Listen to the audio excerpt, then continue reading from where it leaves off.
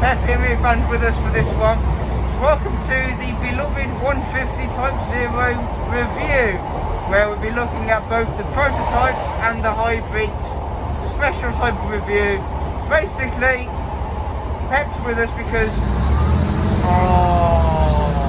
give me a minute. As I was saying, for beloved flying up a beach. Pep's with us because I'm showing Pep what it's like to be on the sprinters, because he showed me what it's like to be on the Peps. So it's a bit of an exchange really of our passions for our favourite types of trains. So we're doing the 150 Type 0 review as I mentioned. So without further delay, let's get on with it. And she's back. The beloved 150 Type 0 prototype sprinters were built in 1984 by British Rail Engineering Limited at the Holgate Road Carriage Works in York. Only two were built, number 1 and number 2, and they are the only 150s to have their own middle carriages. Both were put to the test against Metro Camel's Class 151 sprinters at Derby, where number 1 ultimately succeeded in her trial runs against the 151 sprinters. Because of number 1's success and reliability during her first few years, this allowed the construction of the 150 Type 1 and 150 Type 2 sprinters, as well as the 155 super sprinters from Leyland Bus and the 156 super sprinters from Metro Camel. And also, in a way, number 1 became the base model for the second generation of electric multiple units, such as the Class 316 prototype, the Class 317s, Class 318s, Class 319s, Class 320s, Class 321s, Class 322s, the Class 455s, and the Class 456s. Number 2, on the other hand, proved to not be so reliable. However, to combat this, number 2 was given the gearbox and transmission system from the even less successful Class 151 sprinters. As a result, 150.002 was converted to the Class 154 prototype sprinter and used as a testbed for the 158 express sprinters. Although the 158 and 159s saved regional railways with their reliability, comfort and overall performance as a whole, it was number 2 that started it all as the 154 prototype. She would later be converted back into 150.002 in the late 80s. In 2001, a certain sprinter enthusiast had his first encounter with 150.001 at Kidderminster Station, which started his love for not only the trains in general, but mostly for the sprinters, even going as far as calling 150.001 "my beloved."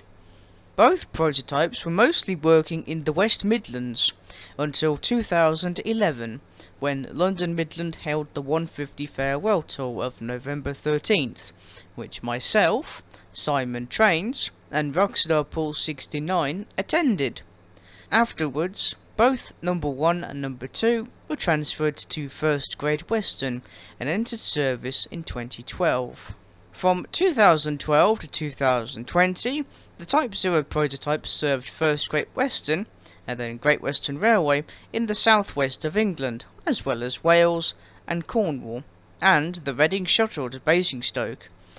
They would both be transferred to Northern Trains in April 2020, first entering service in September that same year between Manchester and Blackburn via Todmorden, until May 2021, when they both started working between Rochdale and Clitheroe, but they still do Manchester to Blackburn via Todmorden.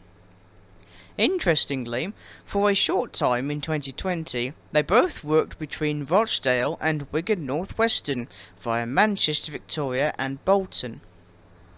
So now that we've covered the history of the 150 Type 0 prototypes, let us take a brief look at the history of the Type 0 hybrids.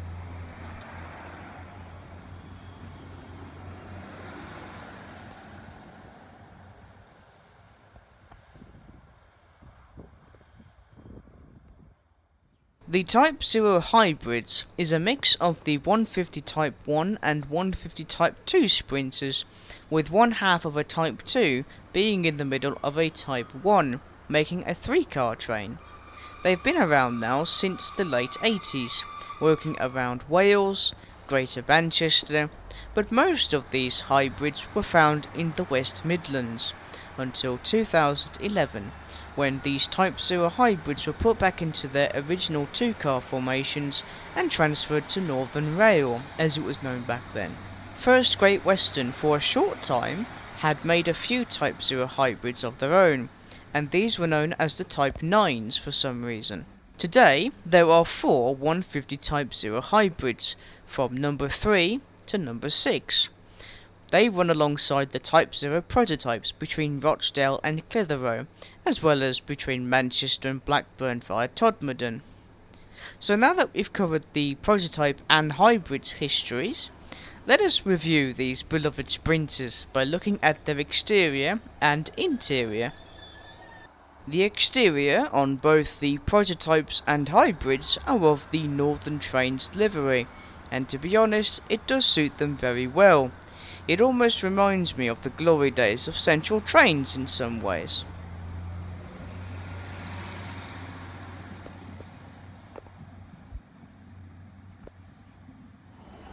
On board now, the interior is different for both Type 0 sprinters, as the hybrids have a Type 2 carriage in the middle, unlike the prototypes.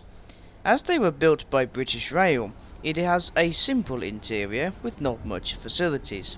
However, with Northern Trains, they've done an impressive job to keep them up to date as possible. The onboard facilities include bins, bicycle spaces, wheelchair spaces, dart matrix screens, overhead luggage space, a fully accessible toilet, unless if it's 150.005, where there's 2 fully accessible toilets, manually operated air conditioning, and there is also onboard Wi-Fi dating back from the days of Great Western Railway for some bizarre reason. Go Slot Northern! Get it right! The seating arrangement for both the prototypes and hybrids is of a 3x2 configuration.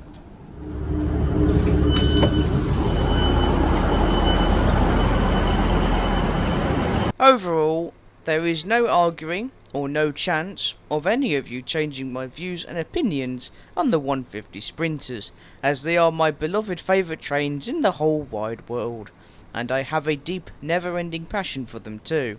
I mean, my beloved is 150.001 after all. They will always be perfect to me, and despite the general public and some transport enthusiasts not liking the 150s, in a way I can understand that, but at the end of the day, they get you from A to B, and at least they're not pacers.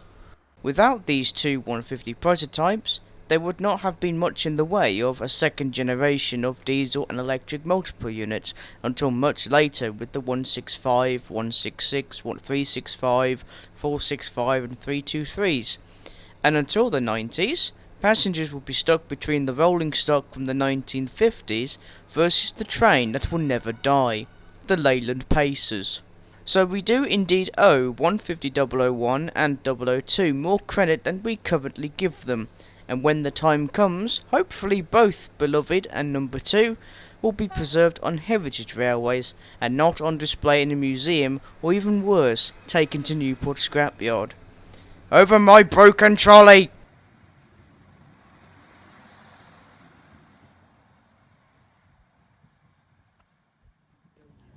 And with that, that concludes my review of my Beloved, number 2, and the Type 0 hybrids. If you've enjoyed this video, then make sure to give it a like, comment and subscribe. And as always, thanks for watching and stay safe everyone.